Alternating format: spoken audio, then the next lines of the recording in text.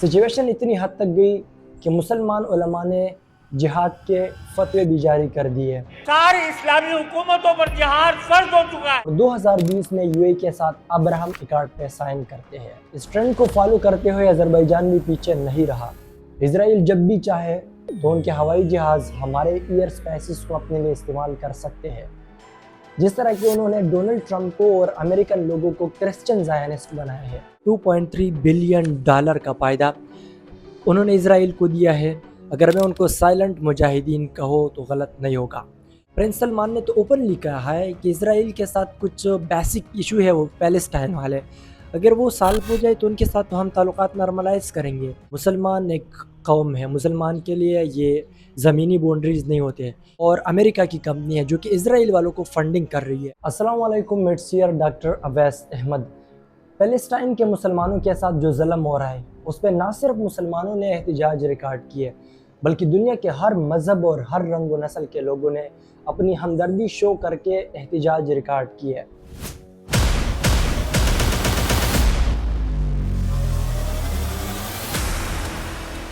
Situation इतनी हद तक गई कि मुसलमान उलमा ने जिहाद के फतवे भी जारी कर दिए। सारी इस्लामी हुकूमतों पर जिहाद फर्ज हो चुका है। हुकूमतों पर जिहाद फर्ज हो चुका है। पाकिस्तान में, ईरान में और ख़ासकर बांग्लादेश में लाखों लोगों ने रैलीज़ निकाले सड़कों पे, लेकिन इन सारे सिनारियों के बावजूद मुसलमान हुक्मरान खामोश है।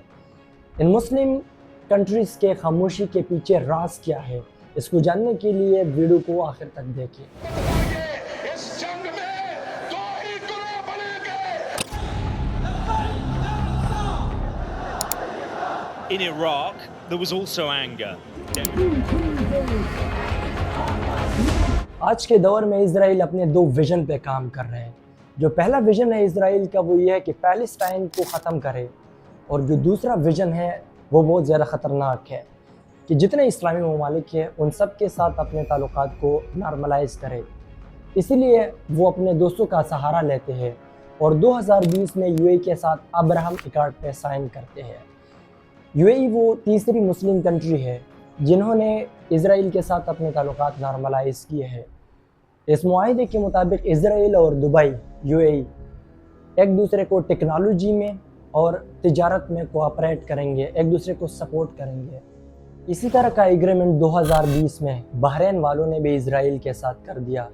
इस ट्रेंड को फॉलो करते हुए दो और ममालिक हैं, वो भी मैदान में आ गए। उन्होंने भी इसराइल के साथ अपने ताल्लुकात नॉर्मलाइज कर दिए। एक मुल्क है सूडान का और दूसरा है मोरक्को का। इन्होंने कहा कि क्यों ना मईशत में और सिक्योरिटी के इक़दामात में हम इसराइल के साथ हाथ मिलाएं। इस ट्रेंड को फॉलो करते हुए अजरबैजान भी पीछे नहीं रहा। अजरबैजान और इसराइल की रिलेशनशिप तो एक नेक्स्ट लेवल की है। वो तो एक दूसरे को डिफेंस और इंटेलिजेंस में सपोर्ट कर रहे हैं। मज़ीद ये कि तुर्की जो सोशल मीडिया पे शो अप कर रही है, उनके भी इसराइल के कंट्री के साथ काफ़ी अच्छे ताल्लुकात हैं। जिन ममालिक का मैंने जिक्र कर दिया ये तो बाद में आ गई। वो मुल्क जिसने इनिशिएटिव लिया था, जिसने मुसलमान ममालिक में सबसे पहले ताल्लुकात नॉर्मलाइज किए थे, 1979 में इजिप्ट वालों ने पीस एग्रीमेंट के तहत इसराइल के साथ अपने ताल्लुकात नॉर्मलाइज कर दिए। अब ये था ट्रेंड। 1994 में जॉर्डन भी मैदान में आ गया, उसने भी इसराइल के साथ अपने ताल्लुकात नॉर्मलाइज कर दिए और 2025 तक दोनों ममालिक के इस इसराइल के साथ काफ़ी अच्छे तिजारत वाले मामलात चल रहे हैं। लेकिन एक मुसलमान होने के नाते, एक मुल्क जिसका अप्रोच हमें सबसे ज़्यादा तकलीफ़ देती है, जहाँ से दीन का आगाज़ हुआ है, दीन इस्लाम का, और जहाँ पे ज़ायनिस्ट मोमेंट की अपनी आखिरी नज़रें हैं, जहाँ पे ज़ायनिस्ट विजन की अपनी आखिरी नज़रें हैं, वो मुल्क सऊदी अरेबिया। उन्होंने भी इसके साथ अपने ताल्लुकात नॉर्मलाइज कर दिए हैं। सऊदी अरेबिया कहता है कि हमारे दरवाजे इसराइल वालों के लिए ओपन हैं। इसराइल जब भी चाहे तो उनके हवाई जहाज़ हमारे एयर स्पेसेस को अपने लिए इस्तेमाल कर सकते हैं। न सिर्फ ये बल्कि कतर ने भी माजी के दौर में इसराइल के तिजारती दफातर को अपने मुल्क में जगह दी थी। जो क्रिटिकल माइंडेड लोग हैं उनके जहन में ये क्वेश्चन राइज होगा कि आखिरकार ये इसराइल हर किसी के साथ और ख़ासकर मुसलमान ममालिक के साथ अपने ताल्लुकात क्यों नॉर्मलाइज कर रहा है। सो इस क्वेश्चन का जो आंसर है वो ये है कि इसराइल सिर्फ دوسرے کو اپنا دوست نہیں بناتا، بلکہ اسرائیل اپنے دوست کو اسرائیلی بناتا ہے، وہ اپنے ساتھ والے کو جیوش بناتا ہے۔ جس طرح کہ انہوں نے ڈونلڈ ٹرمپ کو اور امریکن لوگوں کو کرسچن زائنسٹ بنایا ہے، اسی طرح یہ مسلمانوں کو بھی مسلم زائنسٹ بنائیں گے آنے والے وقت میں۔ امریکن جیوش کانگریس نیوز کے اس رپورٹ کو دیکھیں، یہ بہت زیادہ شاکنگ ہے۔ اس رپورٹ کے مطابق آذربائیجان کے گورنمنٹ نے آذربائیجان کے سکولز کے کورس میں، اس کے کریکولم میں یہودیوں کے عبادات بھی شامل کی ہیں، ان کے عبادات کیا ہوتے ہیں، ان کا طریقہ کیا ہوتا ہے، ان کی امپارٹنس کیا ہے، اور ساتھ میں جو جیوش ریچولز ہے، رسومات ہیں، ان کو بھی اپنے ایجوکیشن کا ایک حصہ بنایا ہے۔ مزید شاکنگ یہ ہے کہ یہ نہ صرف آذربائیجان میں بنایا ہے، بلکہ جو ادر کنٹریز ہے، UAE، سعودی عربیہ، موراکو جیسے کنٹریز، ان کے کوریکولم میں بھی اس پہ کام جاری ہے کہ وہ جیوش جو نظریے ہے، جو عبادات ہے، جو رسومات ہے، وہ ان ممالک کے اسکول کے کوریکولم میں شامل کرے۔ اس کا جو مین مقصد ہے وہ یہ ہے کہ وہ اینٹی سیمیٹزم کو ختم کرے آگے آنے والے نسل کے ذہنوں سے۔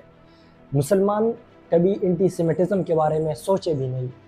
اینٹی سیمیٹزم کا سمپل مطلب یہ ہے کہ یہودیوں کے ساتھ نفرت اور یہودیوں کے ساتھ دشمنی، یہ مسلمان جو آنے والے نسل ہے ان کے ذہنوں میں نہ رہا ہے، یعنی یہودیوں کا ایک اچھا امیج ان کے ذہنوں میں شو ہو جائے۔ مزید یہ کہ دبئی کا جو لا میکر ہے وہ ریسنٹلی گیا ہے، انہوں نے وزٹ کیا ہے اسرائیل کے کنٹری میں، اور اس کے وزٹ کا جو مین مقصد تھا وہ انٹر ریلیجن جو تعلقات ہے اس کو مضبوط بنانا ہے۔ یعنی یہ جو مذہب کے بیس پہ ڈسکریمنیشن ہے کہ یہ یہودی لوگ ہیں، ہم مسلمان ہیں، ہم دونوں ڈیفرنٹ ہیں، اس تضاد کو ختم کرنے کے لیے وہ اسرائیل گیا تھا۔ آج کل کے بے بس مسلمان کے ساتھ صرف دو آپشن رہتے ہیں۔ جو پہلا آپشن ہے اسرائیل کو بد دعا دو اور ان پہ لعنت بھیجو، اور جو دوسرا آپشن ہے وہ ہے ان کے پروڈکٹس کا بائیکاٹ کرو۔ ہم یہ سوچتے ہیں کہ ہم ان کا پروڈکٹس کے بائیکاٹ کر کے اسرائیل کو نقصان پہنچا رہے ہیں، ڈیفینیٹلی، لیکن دوسری طرف 19 اسلامی ممالک ایسے ہیں جو کہ اسرائیل کو فائدہ دے رہے ہیں، اسرائیل کے ساتھ تجارت کر رہے ہیں، اور جتنا نقصان ہم بائیکاٹ سے ان کو کر رہے ہیں اس سے کہیں زیادہ فائدہ وہ اسرائیل کے ساتھ تجارت کر کے اسرائیل کو دے رہے ہیں۔ وہ ہمارے اپنے ہم مذہب لوگ ہیں، ہمارے بھائی ہے، 19 اسلامی ممالک ہے۔ پچھلے چند مہینوں میں $2.3 بلین کا فائدہ انہوں نے اسرائیل کو دیا ہے تجارت کے ذریعے سے، ان کی پروڈکٹس کو اپنے کنٹریز میں امپورٹ کر کے۔ چلو اسرائیلی ٹریڈ ڈیٹا کے اس رپورٹ کو دیکھو۔